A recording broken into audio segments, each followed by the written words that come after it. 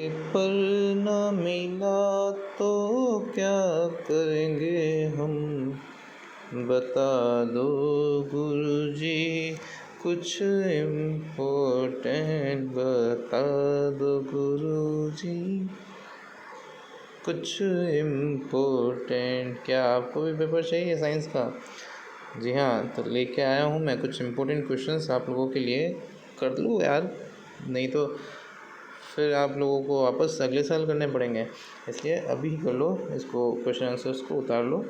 साथ साथ में आप लोगों को मैं बता दूं कि इनमें से आने की संभावना 100% है, क्योंकि कारण भी बता देता हूँ, गवर्नमेंट के टीचर्स द्वारा बनाया गया है। जी हाँ, गवर्नमेंट के टीचर्स ने इस पूरी फाइल को बनाया है। अगर आपको PDF भी चाहिए तो अभी हमें कमेंट कर देना कमेंट बॉक्स में।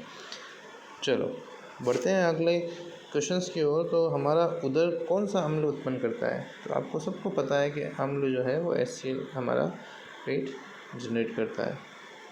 अगला है तनु अम्ल में अभिक्रिया कर कौन सा पदार्थ CO2 उत्पन्न नहीं करेगा? चैप्टर वाइज में ऑब्जेक्टिव क्वेश्चंस भी बता रहा हूँ, साथ साथ में चैप्टर वाइज में अति लघुतरात्मक भी बताऊँगा, तो पूरे इस चैनल के साथ में जुड़ जाना। आने वाले 10वीं वाले बच्चों के लिए भी इम्पोर्टेंट है, और अभी जो आपके पेपर होने वाला है उसके लिए भी ये बहुत ही मोस्ट इम्पोर्टेंट में से आपके हैं।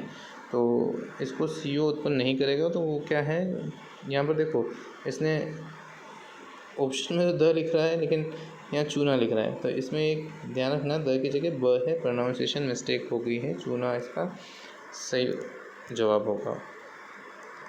आगे देखते हैं, रक्त का pH मान होता है। तो रक्त का जो pH होता है वो कितना होता है? 7.4। ये बहुत ही इम्पोर्टेंट, मोस्ट इम्पोर्टेंट, अगर कंपटीशन एग्ज़ाम्स में भी हों तो भी आप लोगों के लिए मोस्ट इम्पोर्टेंट में से आएगा ये, ठीक है।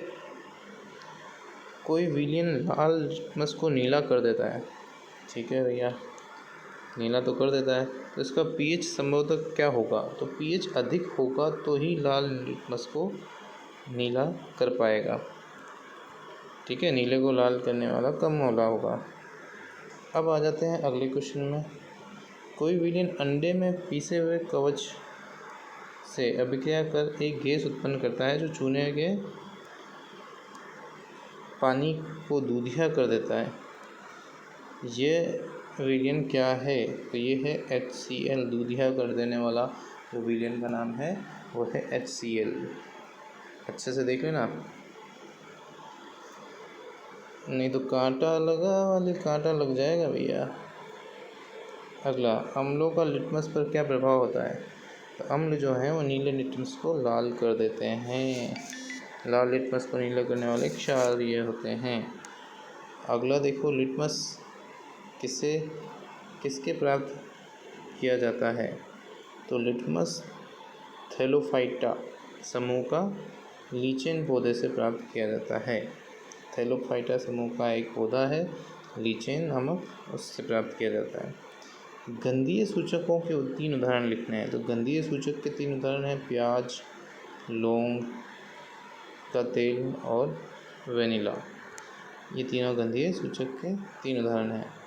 फिर अधात्विक ऑक्साइड किस प्रकृति के होते हैं? तो वो होते हैं अम्लीय प्रकृति के। अगला क्वेश्चन है, 2 संश्लेषित सूचकों के नाम लिखो। ये याद करके जाना अच्छे से क्वेश्चन, मेथिल ऑर्नेज और फेनोफ्थैलीन। क्या बात है, बहुत सी बार हम प्रोनाउंसिएशंस में बहुत मिस्टेक कर देते हैं, या हम आते हुए भी हम गड़बड़ कर देते हैं, तो इसमें ध्यान रखने वाली बात है। ऐसा कोई ज़्यादा इशू नहीं है, पर हाँ लिखने में ध्यान रखना है आप लोगों को। मुंह में दांतों का क्षय कब प्रारंभ होता है? तो pH का मान जो है 5.5 से कम होने पर जाने पर दांतों का क्षय जो है वो आरंभ हो जाता है, ठीक है भैया। अगला देखो, बेकिंग पाउडर किसे कहते हैं? तो बेकिंग पाउडर जो है वो खाने के सोडे को कहते हैं। टर्मरिक अम्ल मिश्रण को बेकिंग पाउडर कहा जाता है।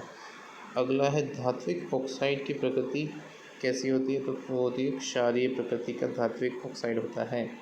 नेक्स्ट है पेयजल को जीवाणु रहित करने के लिए किसका उपयोग। ये मोस्ट इम्पोर्टेंट में से लाख लेना, अब ये बिल्कुल याद कर लेना। CaOCl2 CaOCl2 ये आपके इम्पोर्टेंट नहीं, मोस्ट इम्पोर्टेंट में से डाल देना। विरंजक चूर्ण 3-4 बार बोल लेना अच्छे से। नेटल के डंक में उपस्थित अम्ल का नाम है मेथेनोइक एसिड। नेटल डंक से उत्पन्न जलन का इलाज किससे किया जाता है। तो डाक पौधे के पत्ते से हम इसका इलाज करते हैं। आई होप ये आपको समझ में आ रहा होगा। मिलान करना है, नींबू कौन सा एसिड होता है, ये तो सभी को पता है भैया कि नींबू जो है वो साइट्रिक एसिड होता है। फिर आपका आता है सिरका क्या होता है, एसिटिक एसिड होता है। टमाटर जो है आपका लैक्टिक एसिड होता है। दही में क्या होता है, ऑक्सैलिक एसिड होता है। तो ये सारे के सारे टिक मार्क्स आप लोगों को याद कर लेने हैं, क्या पता इसका ऑब्जेक्टिव क्वेश्चन बना दे। अगला देखो विरंजक चूर्ण आपका है। तो विरंजक चूर्ण जो अभी हमने देखा था किसके लिए काम में लिया जाता है, जल के अंदर से विषाणुओं को मारने के काम में लिया जाता है। ये अच्छे से याद रख लेना, ठीक है। CaOCl2। फिर देखो ब वाला बेकिंग सोडा जो है वो क्या होता है, NaHCO3 होता है। धोने का सोडा जो है वो थोड़ा सा आपका बड़ा इसकी इक्वेशन है, ये ध्यान रखना, उसमें H2O भी मिला हुआ होता है। फिर अगला है प्लास्टर ऑफ पेरिस जो है CaSO4 और हाफ ऑफ H2O से बनता है। तो ये थे कुछ क्वेश्चन आंसर्स। आगे और बढ़ते हैं तो हमारे पास में छोटे छोटे क्वेश्चंस ही हैं, ज़्यादा कोई बड़े क्वेश्चंस हैं नहीं।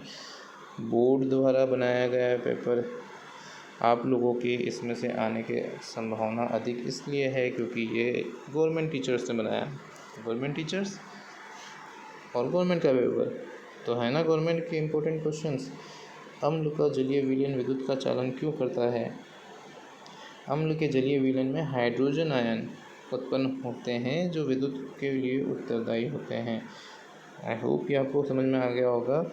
चूने के पानी में CO2 गैस को प्रवाहित करने में क्या होता है। चूने के पानी में CO2 गैस प्रवाहित कराओगे तो पानी दूधिया हो जाएगा।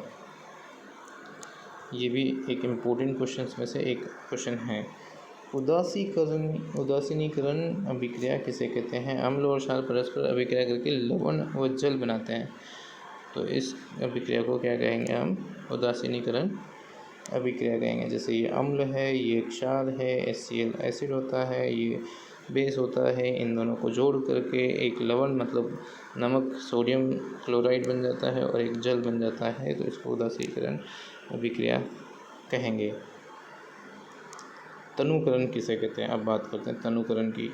तो जल में अम्ल या क्षारक मिलाने पर आयन की सांद्रता में प्रति इकाई आयतन में कमी हो जाती है, इसे तनुकरण कहते हैं। कहने का मतलब ये है कि भाई आपका कोई भी एसिड है, HCl है या बेस है, NaOH है, ठीक है, तो इनके अंदर आप पानी मिला दोगे, पानी से इसको डाइल्यूट कर दोगे, डाइल्यूशन मतलब तनुकरण कहलाता है। आई होप समझ में आ रहा होगा। देखो पानी है, ठीक है, और ये एसिड है। अब एसिड के अंदर आपने पानी मिला दिया तो इसकी जो मात्रा है वो तो बढ़ जाएगी और एसिड का जो इफ़ेक्ट होगा वो क्या हो जाएगा, कम हो जाएगा। एसिड का इफ़ेक्ट कम हो जाएगा, तो इसी प्रक्रिया को हम तनुकरण प्रक्रिया कहते हैं, कम कर देते हैं इफ़ेक्ट को। अब अम्ल किसे कहते हैं। अम्ल जो है वह पदार्थ जो जलीय विलयन में अपघटित होकर हाइड्रोजन आयन देते हैं उन्हें अम्ल कहते हैं, और जो OH- आयन देते हैं वो क्षारीय कहलाते हैं। आई होप समझ में आ रहा होगा भैया। किन्हीं दो प्रबल अम्लों के दुर्बल अम्लों के नाम लिखने हैं। तो प्रबल अम्ल HCl H2SO4, दुर्बल अम्ल CH3COH और H2CO3। कार्बोनिक अम्ल, एसिटिक अम्ल, ये दुर्बल अम्ल होते हैं, ये खाने में भी काम में लेते हैं बहुत सी बार हम। अगला देखो यहाँ पर किन्हीं दो प्रबल क्षारों और दुर्बल क्षारों के नाम लिखने हैं। तो प्रबल क्षार होता है KOH और NaOH, ये प्रबल क्षार में आते हैं। फिर इसके अंदर अमोनियम हाइड्रोक्साइड और मैग्नीशियम हाइड्रोक्साइड, ये दुर्बल क्षार में आते हैं। अमोनियम हाइड्रोक्साइड को हम जब जुकाम होता है तब सूंघते हैं ना। हमारे शरीर में सबसे कठोर पदार्थ कौन सा है। तो सबसे कठोर पदार्थ दांतों का इनेमल। कैल्शियम फॉस्फेट है सबसे कठोर पदार्थ। दांतों को ध्यान रखना है, बहुत कठोर होते हैं, किसी भी चीज़ को तोड़ सकते हैं। शुक्र ग्रह का वायुमंडल किससे बना है? हड्डी को भी तोड़ता है दांत, पता है आपको? आप अगर नॉनवेज खाते हैं तो हड्डियों को भी तोड़ तोड़ कर खा सकते हैं। शुक्र ग्रह का वायुमंडल सल्फ्यूरिक अम्ल में मोटे श्वेत व पीले बादलों से बना है। आई होप ये क्लियर हो गया होगा। 29वां क्वेश्चन यहाँ पर सोडियम क्लोराइड की जली विलीन की विद्युत धारा प्रवाहित करने पर वियोजित होकर सोडियम हाइड्रोक्लोराइड उत्पन्न करता है। क्यों ये क्या पूछा? क्लोर क्षार प्रक्रिया किसे कहते हैं ना, तो ये NaCl को हाइड्रोजन के साथ में मिलाने पर सोडियम हाइड्रोक्साइड और क्लोरीन और हाइड्रोजन अलग से बनता है, तो इसको आप क्लोर क्षार प्रक्रिया कहते हैं। तो ये थे कुछ क्वेश्चन, इसके स्क्रीनशॉट ले लीजिए आप लोग चाहें तो, और समझना है तो हमें कमेंट करके ज़रूर बताएं कि भाई सर हमें इनको और भी समझना है, तो हम इसको और डिटेल में समझा देंगे एक एक क्वेश्चन को, क्योंकि ये सारे बहुत सारे हैं। यहाँ पर एक सिद्धम हो गया, अगला चैप्टर स्टार्ट हो जाएगा धातु वाला। तो धातु वाले चैप्टर के लिए अगर आप लोगों ने वीडियो नहीं देखी है तो वीडियो के लिए आप आई बटन पर जा कर के वीडियो देख लें। और साथ ही साथ में अगर आप लोगों को पुराना जो चैप्टर है, चैप्टर नंबर 1, उसको अगर देखना है तो यहाँ पर लेफ्ट में दिया गया जो लिंक है उस पर क्लिक कर दो, देख लोगे चैप्टर 2। आगे आपको ही फ़ायदा है, हम लोगों को कोई फ़ायदा नहीं है। हम लोग सिर्फ आपके लिए एक बेस तैयार कर रहे हैं ताकि आप लोग आसानी से पास हो सकें। Thank you. विज़िट अपनी तैयारी अगेन।